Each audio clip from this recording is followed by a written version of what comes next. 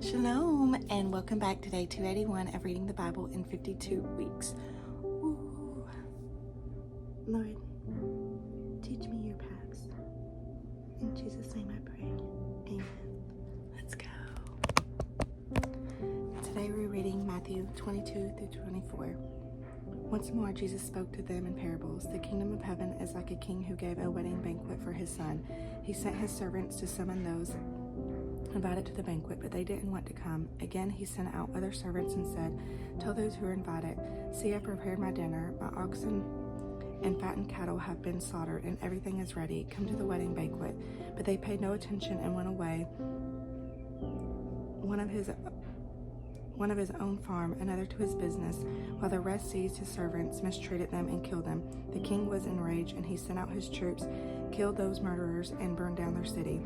Then he told his servants, "The banquet is ready, but those who were invited were not worthy. Go then to where the roads exit, and they exit the city, and invite everyone you find to the banquet." So those servants went out on the roads and gathered everyone they found, both evil and good. The wedding banquet was filled with guests. When the king came in to see the guests, he saw a man there who was not dressed for a wedding. So he said to him, "Friend, how did you get here without wedding clothes?" The man was speechless, and the king told the attendants, "Tie him up hand and foot and throw him out into the outer darkness, where there will be weeping and gnashing of teeth. For many are invited, but few are chosen." Then the Pharisees went and plotted how to trap him by what he said. So they went to their disciples to him, along with the Herodians. "Teacher," they said, "we know that you are truthful and teach truthfully the way of God. You don't care what anyone thinks, nor do you show partiality. Tell us then what you think. Is it lawful to pay taxes to Caesar or not?" Perceiving their malicious intent, Jesus said, "Why are you testing me, hypocrites? Show me the coin used for the tax." They brought him to the denarius. It was a large inscription in this. He asked them, "Caesar's," they said to him. Then he said to them, "Give then to Caesar the things that are Caesar's, and to God the things that are God's." So when they heard this, they were amazed. So they left him and went away. That same day, some Sadducees said, "There are no resurrection." Come up to him and questioned him. "Teachers, Moses said, if a man dies having no children, his brother is to marry his wife and raise up offspring for his brother. Now there were 7 brothers among us. The first got married and died. Having no offspring, he left his wife to his brother. The same thing happened to the second also, and the third, and so on to all 7.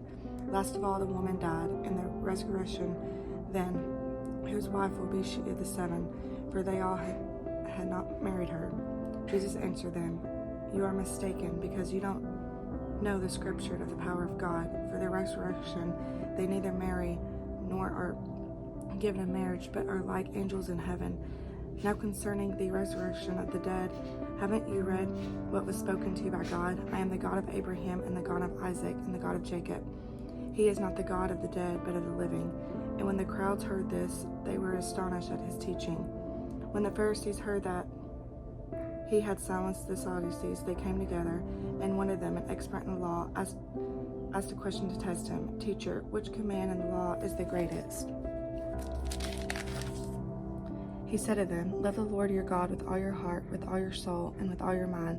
This is the greatest and most important command. The second is like it. Love your neighbor as yourself. All the law and the prophets depend on those 2 commands." While the Pharisees were together, Jesus questioned them, "What do you think about the Messiah? Whose son is he?" They replied, "David's." He asked them, "How is it then that David, inspired by the Spirit, calls him Lord? The Lord declared to my Lord, 'Sit at the right hand until I put your enemies under your feet.' If David calls him Lord, how then can he have a son, be his son?" No one was able to answer him at all, and from that day no one dared to question him anymore. Then Jesus spoke to the crowds and to his disciples, "The scribes and the Pharisees are seated in the chair of Moses. Therefore do whatever they tell you and observe it, but don't do what they don't, because they don't practice what they teach. They tie up heavy loads in our hair to carry and put them on people's shoulders, but they themselves aren't willing to lift a finger to move them. They do everything to be seen by others. They enlarge their cicatrices and lengthen their tassels. They love the place of honor of banquets, the front seats in the synagogues, greetings in the marketplaces, and to be called rabbi by people. But you are not to be called rabbi, because you have one teacher, and you are all brothers and sisters. Do not call anyone on earth your father, because you have one Father who is in heaven. You are not to be called instructors either, because you have one instructor, the Messiah. The greatest among you will be a servant. Whoever exalts himself will be humbled, and whoever humbles himself will be exalted. Woe to you, scribes and Pharisees, hypocrites! You shut the door of the kingdom of heaven in people's faces, for you don't go in, and you don't allow those entering to go in. Woe to you, scribes and Pharisees, hypocrites! You travel over land and sea to make everyone convert, and when he becomes one, you make him twice as much as a child of hell as you are. Woe to you, blind guides, who say, whoever takes an oath by the temple, it means nothing, but whoever takes an oath of the God of the temple is bound by his oath. Blind fools, for which is greater, the gold out of the temple that sanctified the gold? Also, whoever takes an oath by the altar, it means nothing, but whoever takes an oath by the gift that is unbound of the oath. Blind people, for which is greater, the gift of the altar that sanctifies the gift? Therefore, the one who takes an oath by the altar takes an oath by it and everything on it. The one who takes an oath by the temple takes an oath by it and by him who dwells in it. And the one who takes an oath by the heaven takes an oath of God's throne and by him who sits on it. Woe to you, scribes and Pharisees, hypocrites! You pay a tenth of mint, dill, cummins, and yet you have neglected the more important matters of the law, justice, mercy, and faithfulness. These things should have been done without neglecting others. Blind guides, you strain out a gnat, but gulp down a camel. Woe to you, scribes and Pharisees, hypocrites! You clean the outside of the cup and the dish, but inside they are full of greed and self-indulgence. Blind Pharisees, first clean the inside of the cup, so that the outside of it may become clean. Woe to you, scribes and Pharisees, hypocrites! You are like whitewashed tombs, which appear beautiful on the outside, but inside full of bones and the dead, every kind of impurity. In the same way, on the outside you seem righteous to people, but inside you are full of hypocrisy and lawlessness. Woe to you, scribes and Pharisees, hypocrites! You build the tombs of the prophecies and decorate the graves of the righteous, and you say, if we had lived in the days of our ancestors, we wouldn't have taken part with them in the shedding of the prophets' blood. So you testify against yourselves that you are descendants of those who murdered the prophets. Fill up them and measure your ancestors' sins. Snakes, brood of vipers, how can you escape being condemned by hell? This is why I am sending you prophets, sages, and scribes. Some of them you will kill and crucify, and some of them you will flog in your synagogues and pursue from town to town. So all the righteous blood shed on the earth will be charged to you, from the blood of the righteous Abel and the blood of Zachariah son of Bechajah, whom is murdered between the sanctuary and the altar. Truly I tell you, all these things will come on this generation. Jerusalem, Jerusalem, who kills the prophets and stones those who are sent to her. How often I wanted to gather your children together, as a hen gathers her chicks under her wings, but you were not willing. See, your house is left desolate. For I tell you, you will not see me again until you say, blessed is he who comes in the name of the Lord. As Jesus left, he was going out of the temple. His disciples came up and called his attention to its buildings. He replied to them, do you see all these things? Truly I tell you, not one stone will be left here on another that will not be thrown down. While he was sitting on the Mount of Olives, the disciples approached him privately and said, tell us when these things happen, and what is the sign of your coming and the end of the age? Jesus replied to them, watch out that no one deceives you, for many will come in my name saying, I am the Messiah, and they will deceive many.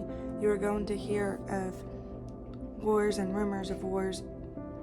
See that you are not alarmed, because these things must take place, but the end is not yet. For nation will rise up against nation, and kingdom against kingdom. There will be famines and earthquakes in various places, and all these events are the beginning of the labor pains. Then they will hand you over to the persecuted, and they will kill you. You will be hated by all the nations because of my name. Then many will fall away, betray one another, and hate one another. Many false prophets will rise up and deceive many, because lawlessness will multiply. The love of many will grow cold, but the one who endures to the end will be will be saved. This good news of the kingdom will be proclaimed in all the world as a testimony to all the nations, and then the end will come. So when you see the emanation of dissolution spoken by the prophet Daniel standing in the holy place, let the reader understand that these in Judah must flee to the mountains. A man at the housetop must come down and get his things out of his house, and the man in the field must not go back to get his coat. Woe to the pregnant woman and nursing mothers in those days. Pray that your escape may not be in winter or the Sabbath. For all that time there will be great distress, the kind that hasn't taken place in the beginning of the world until now, and never will again. Unless those days were cut short, no one would be saved, but those days will be cut short because of the elect. If anyone tells you then, see, here is the Messiah, or over here, do not believe it, for false messiahs and false prophets will arise and perform great signs and wonders to lead astray, if possible, even elect. Take note, I have told you in advance, so if they tell you, see, he is the wilderness, don't go out, or see if he is the storerooms, do not believe it. For as the lightning comes from the east and flashes as far as the west, so will be the coming of the Son of Man. Whatever the caress is, vultures will gather. Immediately after the destruction of those days, the sun will be darkened, and the moon will not shed its light. The stars will fall from the sky, and the powers of the heavens will be shaken. Then the sign of the Son of Man will appear in the sky, and then all the peoples of the earth will mourn, and they will see the Son of Man coming out of the clouds of heaven with power and great glory. He will send out his angels in a loud trumpet, and they will gather his elect from the four winds, from the one end of the sky to the other. Learn this lesson from the fig tree. As soon as its branch becomes tender and sprouts leaves, you know the summer is near. In the same way, when you see all these things, recognize that he is near at the door. Truly I tell you, this generation will certainly not pass away until all these things take place. Heaven and earth will pass away, but my words will never pass away. Now concerning the day or the hour no one knows, neither the angels or heaven nor the Son, except the Father alone, as the days of Noah were, for the coming of the Son of Man will be. For in those days before the flood, they were eating and drinking, marrying and giving in marriage, until the day Noah boarded the ark. They didn't know the flood came and swept them all away. This is the way of the coming of the Son of Man will be. Then 2 men will be in the field, one will be taken and one left. 2 women will be grinding grain with a hand mill. One will be taken, one left. Therefore be alert, since you don't know what day your Lord is coming. But know this, if the homeowner had known what time the thief was coming, he would have stayed alert and not let his house be broken into. This is why you are also to be ready, because the Son of Man is coming in an hour you do not expect. Who then is faithful and wise servant, whom is the master put in charge of his household, to give them food at the proper time? Blessed is that servant whom the master finds doing his job when he comes. Truly I tell you, he will put him in charge of all his possessions. But in that wicked servant says to his heart, my master is delayed, and starts to beat his fellow servants and eats and drinks with drunkards. The servant's master will come on the day he does not expect him, and an hour he does not know. He will cut him into pieces and assign him a place, the hypocrites, where there will be weeping and gnashing of teeth. Okay, guys, I will see y'all tomorrow for day 282. May y'all have a blessed day. Shalom.